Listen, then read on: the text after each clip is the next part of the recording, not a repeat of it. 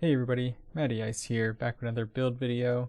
This is going to focus on Crown of Tempest and Fallen Sunstar for Arc 3.0. The background gameplay you're seeing is from the Ketchcrash seasonal story, and I'm going to be using Crown of Tempest in this one, and I will show off Fallen Sunstar later on. But before we get into that, if you want to follow me on Twitch, I would greatly appreciate that. I've been doing a lot of raids and Grandmasters. When they come out, I'd be more than happy to help play with you guys and get you some of those seals. So let's get into this debate here. So if you're not aware of how these two exotics work with Arc 3.0, Crown of Tempests is going to allow you to do a lot of ability spam. By any time you get an Arc ability kill, it increases your Arc ability recharge rate, which just inherently sounds like a great ability spam. Now, the reason that there is a debate is because the new exotic for this season, Fallen Sunstar, buffs the Ionic traces that you get so that you get more energy from them. If you were not aware, you can generate Ionic traces kind of passively using Arc 3.0 and some exotic weapons, like the new Fusion Rifle and Cold Heart. And they actually nerfed Ionic traces because they made them widely available to everyone in every class. So with that nerf, you can no longer rely solely on Ionic traces and conduction times. You do need to supplement a little bit with elemental wells. Now, Crown of Tempest is very good because, as you see here in the background gameplay, it really extends your Storm Trance duration, which is great for low-end ad clear. But when it comes to boss damage, it does have a little bit of shortcomings, but they did buff Storm Trance to where it covers Landfall and Ionic Blink, so those are now intrinsic perks. Now before we talk about Fallen Sunstar, I do want to cover the loadouts. Okay, so getting into the loadout of this build, we're going to focus on Crown of Tempest first. So I have my Crown of Tempest as an Arc Helmet, and on this I've got one Elemental Ordnance and one Hands-On. If you wanted to do this as a solar helmet, that would also be fine. Then you could switch the hands-on for ashes to assets, and then everything else would remain the same. On the gloves, I recommend doing stasis gloves here. That's going to allow you to put in a grenade kickstart, an elemental armaments, and then one overload or champion stunning mod of your choice that costs 1 energy, and you'll still be able to get your stat increase. For the chest, as usual, I have my chest as Arc for Seeking Wells.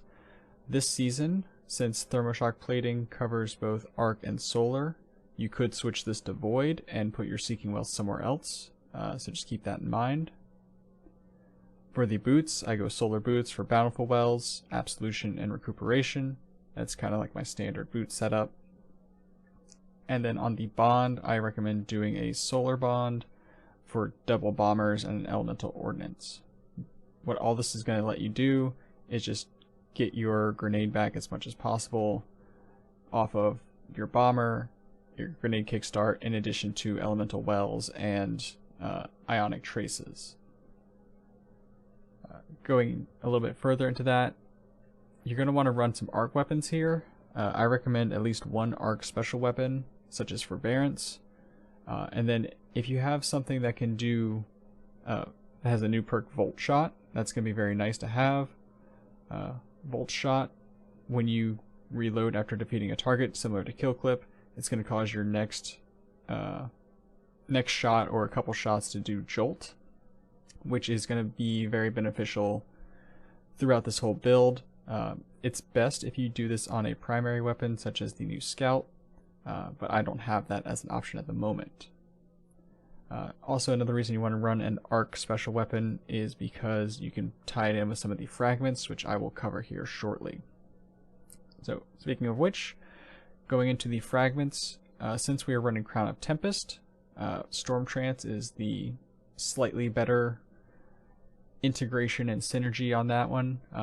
Chaos Reach is still fine, but you're not going to get that extended timer as you would with Storm Trance.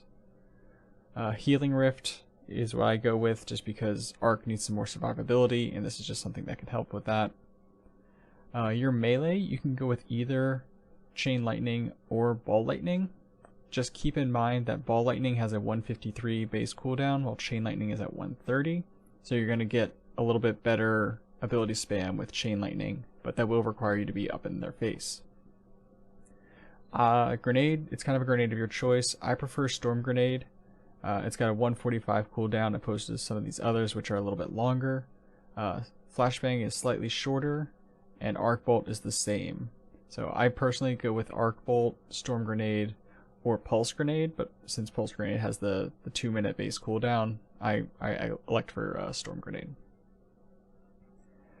For aspects, Electrostatic Mind is going to be a pretty big one here.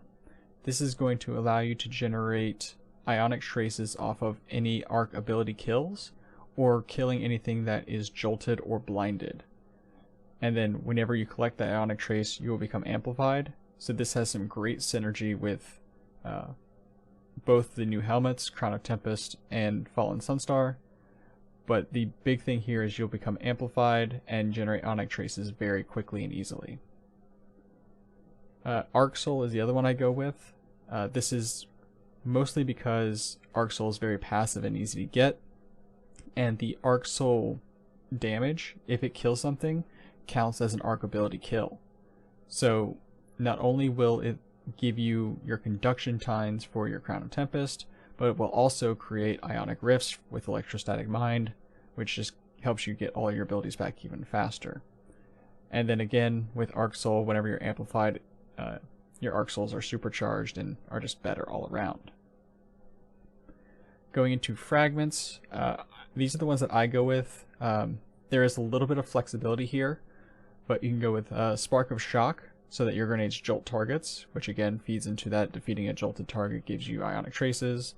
So if you don't kill it outright with your grenade, or killing something outright with your grenade will generate a trace, but if you don't, it's jolted, so then if you kill it shortly afterwards, you'll still get an Ionic trace off of it. Spark of Discharge. Again, this is something where if you're killing something with your arc weapons, you can get an Ionic trace. This one's a little bit of a flex slot, Spark of Resistance. I did initially have this one as Spark of Volts, just mostly because of the +10 recovery, but I realized there's so many other ways to get amplified, it's not really worth the 10 recovery. So I went with extra resistance and strength, so that's just my recommendation. And then finally, Spark of Magnitude. I'm probably just going to always have this left on, just because it makes your grenades better. But again, it only applies to the Lightning Grenade, Pulse Grenade, and Storm Grenade, so keep that in mind, that this is also a bit of a flex slot depending on what grenade you prefer. Now, I do want to touch on conduction tines here. So your arc ability or jolt final blows increase the recharge rate. Now, the recharge rate of your arc abilities with conduction tines scales. So it starts at, it goes up to 3 times, and at the first tier you get 175% additional grenade, melee, and super recharge. At times 2, it's 350%, and at times 3, it's 525%. So if you're able to keep getting those kills, spam them out, it's going to be really great for your arc abilities and your super. So keep that in mind when you're making that decision. But switching over here to Fallen Sunstar, it's going to be pretty similar. In fact, as far as mods go, I usually keep them the same. This is just something I was testing out, so ignore that at the moment. Ionic Conductor here is going to not give you that intrinsic ability regen, but instead it's going to let your Ionic traces just give you more ability energy, and it also kind of helps your teammates out by giving them ability energy whenever you collect a trace. So this is a little bit more support focused, but the ability energy that it gets you on each Ionic trace is so much greater than normal that it kind of balances out with Crown of Tempest, which is why you have this big toss-up and big debate going on at the moment. Okay, so let's break it down as far as which one is better or worse. I'm kind of torn, honestly. The way that I've been making my build and my decision has been based on the super I want to run. So if I'm running Storm Trance, I'm going to use Crown of Tempests, because Crown of Tempests extends the duration of Storm Trance, and it just has such great synergy with that super. That's what I'm going to go with. If I'm doing Chaos Reach, I'm going to go with Fallen Sunstar, just because Chaos Reach is more targeted damage for bosses, even though the damage itself is still pretty abysmal. The Ionic Traces are just going to give me that ability spam potential, and I just won't have that extra super synergy. So that's kind of my decision there. So I want to showcase exactly how powerful Ionic Traces are. So what you're seeing on screen here is the ability regen from just Ionic Trace, no buffs at all. And now I'm going to generate Ionic Traces with Electrostatic Mine equipped. So again, it's the same thing, it's just now I'm being amplified by them. And now I've got Conduction Tines from Crown of Tempest, so you can see that ability regen there from Ionic Traces. And what you're seeing is a 12.5% ability recharge applied to all of my abilities because I'm on Arc and I'm getting Arc Wells. Now what you'll see here as I switch to Fallen Sunstar is that these Ionic Traces are going to be increased to 33% for all of your abilities, as that's the more than doubling effect from Sunstar as the exotic. Now you do still need to combine this with some form of elemental well in order to quickly and easily get a full grenade recharge back. You can see I get 2 Ionic Traces with the 33% boost and then a couple elemental wells, and I have a full grenade energy back. And that is because elemental wells give you 10% of your energy back per well. Again, if it's on the same subclass, it's across all of your abilities. So now, just like I did with Crown of Tempest, I'm going to show you the intro part of Ketchcrash using Fallen Sunstar, and you'll be able to see just the sheer power of this exotic and getting your abilities back instantly. Again, I am using elemental wells with this. This is before I put on my seeking wells though, so I do manually go pick up those wells. But you can see 1 grenade on a group of adds, I get a couple Ionic Traces, and I get my abilities back.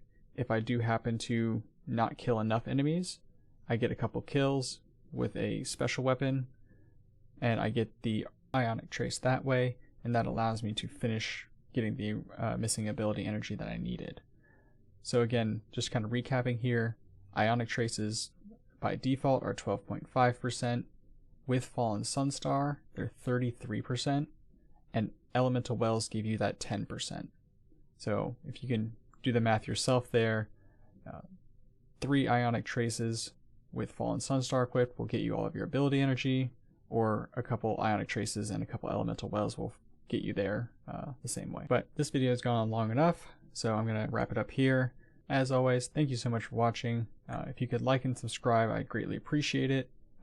Come check me out on Twitch again, and let me know in the comments if there's anything you want better explained, you want me to look at, or if you just want some advice or any questions you have. So good luck with your build, and check out my dim link if you want to just quickly copy this one over.